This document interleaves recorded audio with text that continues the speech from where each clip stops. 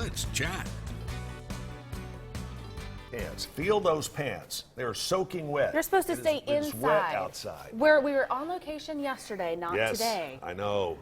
You missed it. I know I did. Fun. You have a Don't good worry, time? everyone. It Good was time yesterday? wonderful. Did you happen to catch it live? I did not catch it live.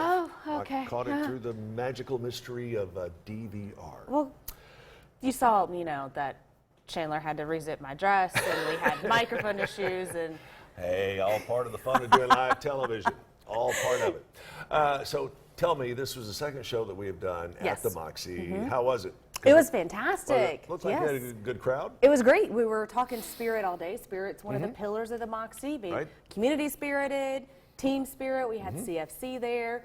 And even some of our favorite spirits, Lass and Lions Vodka. We Good created folks. a little cocktail. Good folks down there at the perfect. Moxie. Yeah, I skimmed through it on the DVR and I thought, wow, what a great. I hated I had to miss it, but that's just the way it worked. Well, that's all right. We're doing it again August 14th. There's Chief Videographer David Moore, hard at work. David Moore can do more television than any other 6 people put together. He can. He's a one-man band. Made it happen yesterday.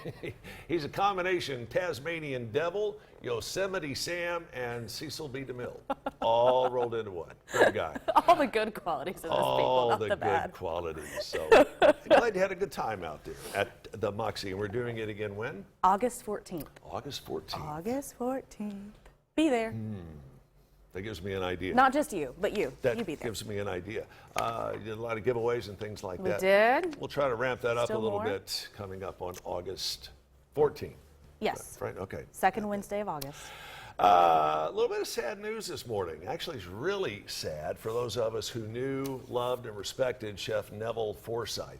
Chef Neville and his wife Marilyn own Mrs. B's Reggae Cafe, and they're like right 2 or across the 3 street, blocks yeah. from us. Nowhere. Sadly, Chef Neville was killed in a car crash just outside of Atlanta yesterday. This was in Bartow County.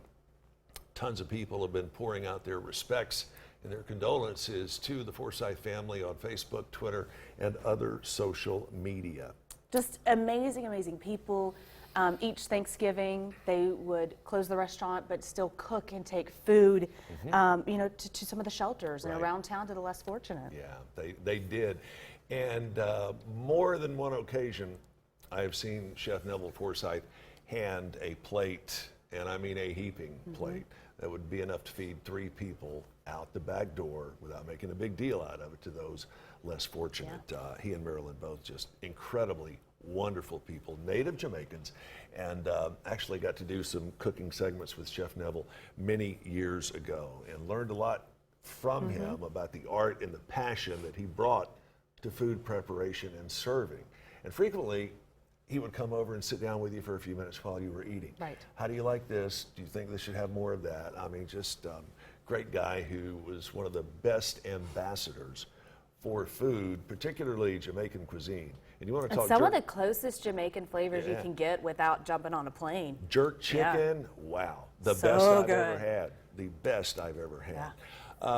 There is a GoFundMe page to help take care of some medical bills and some other expenses.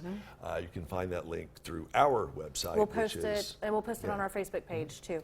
We'll share certainly it on will. there as well. Anyway, so our thoughts are going out to that family. Unsure of how Marilyn is doing at this point physically, obviously mentally and emotionally, she's drained. But Chef Neville Forsyth, you were loved, you are loved, and you will be missed.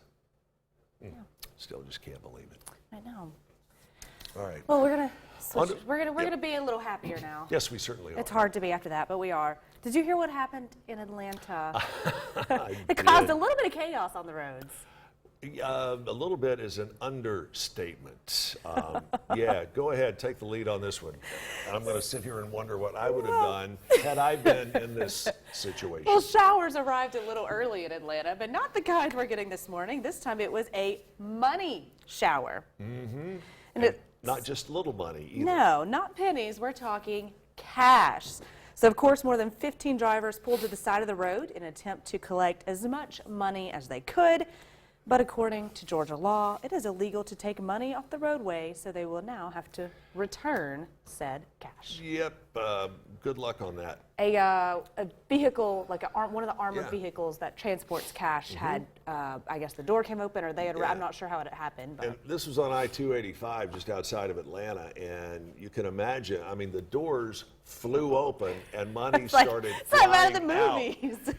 What would go through your mind if you were driving, let's say down 75 or 24, and you see an armored car whose doors just fly open and bills start flying out?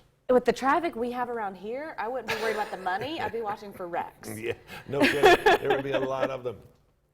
There Yeah. would be a lot of them. I wonder what kind of grilling the driver or the guard in the back of that armored vehicle got. Right. I mean, Do you you think, did do you what? think they're still employed? You left the door on what? Killer Yeah. Beast said the same thing happens to him when he rolls his windows down. Cash Oh, yeah, just the falls money out. just keeps flying out. No doubt about that. We'll visit